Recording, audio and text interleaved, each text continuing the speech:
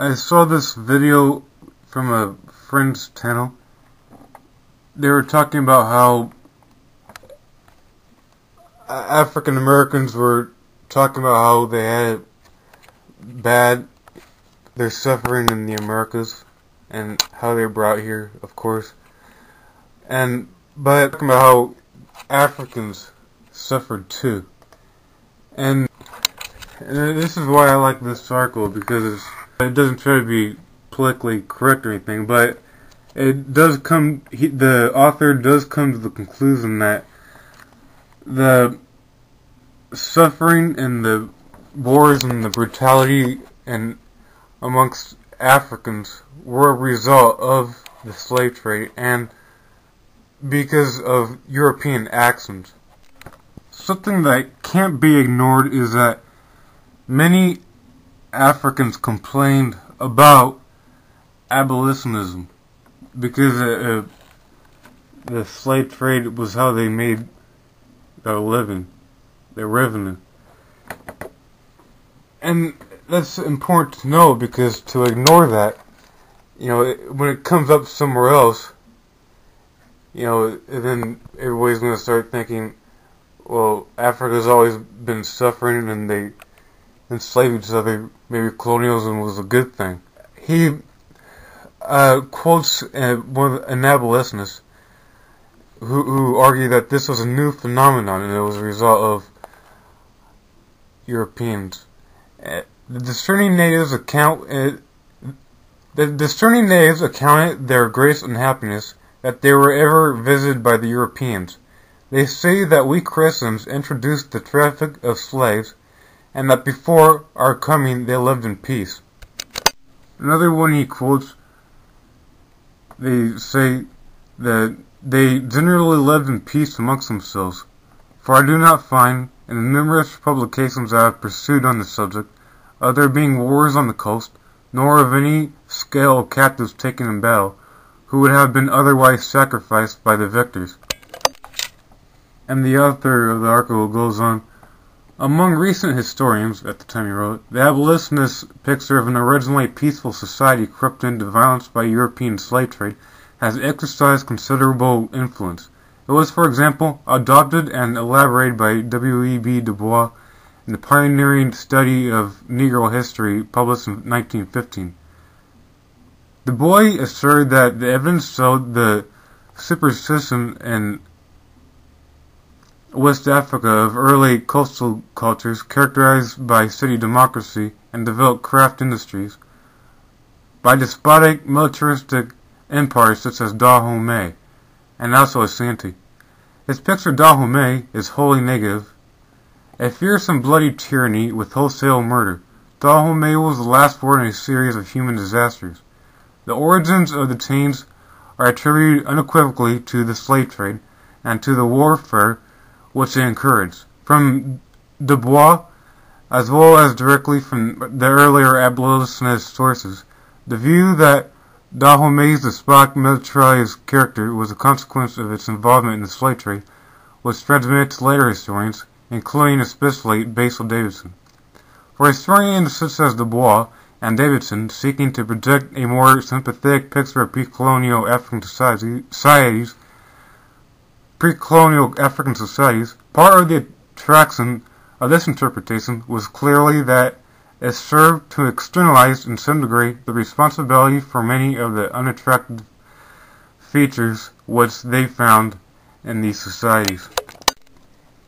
And he agreed with the anti-abolitionists on some points and certain things throughout the article, but here he says, in this controversy, the balance of the evidence clearly favors the abolitionist view. Dahomey itself was, after all, a new state, founded according to Norris in around 1625, and no evidence available either in the 18th century or subsequently suggests that it had been preceded by any similar states in the same area. It is difficult, therefore, convincingly to present Dahomean militarism as a survival from primitive antiquity. More generally, whatever may be true of the rest of Africa, events from the slave coast does seem to bear out the abolitionist view of an increasing scale of warfare.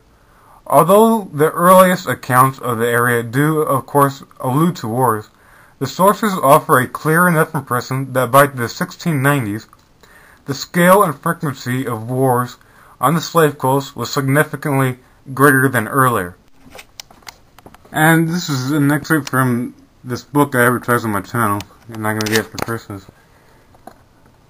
In the excerpt, Robin Rocker, in this introduction, in discussing the kidnapping and mass enslavement of Africans, the Select Committee cross-examined the number of expert witnesses who had first-hand experienced the enslaving process.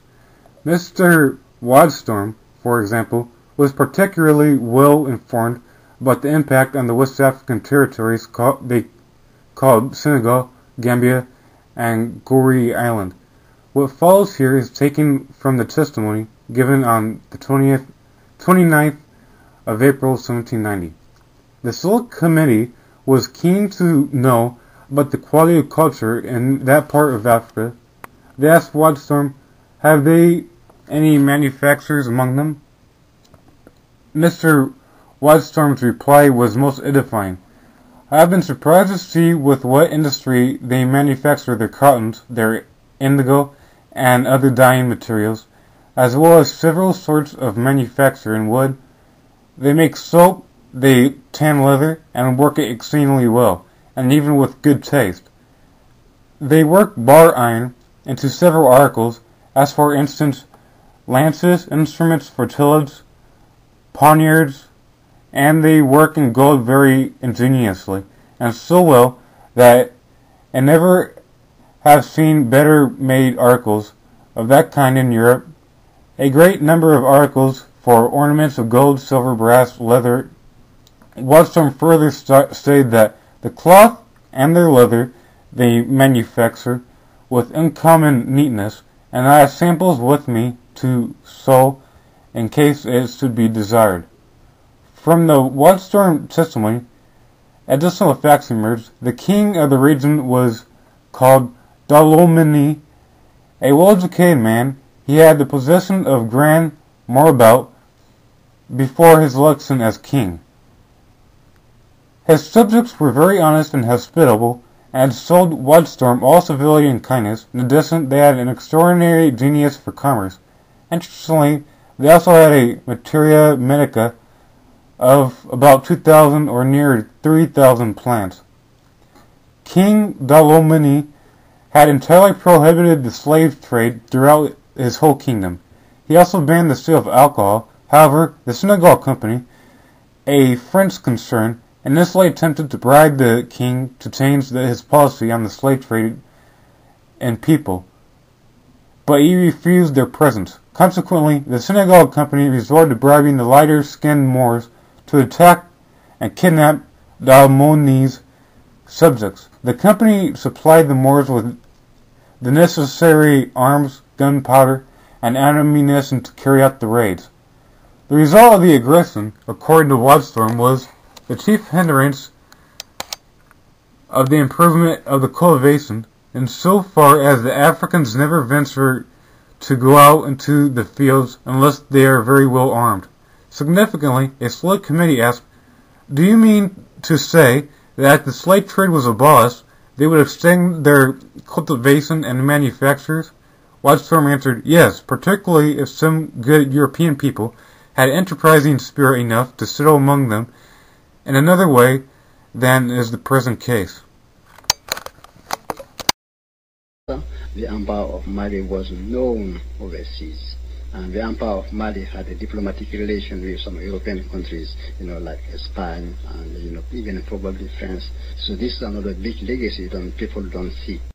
Students came from everywhere. The University of Timbuktu was having relationship with Toledo in Grenada, in Andalusia, Spain, with Kirwan in Tunisia, the University of Al-Azhar in Egypt, and other universities in Saudi Arabia, Zaria in Nigeria, and Kano.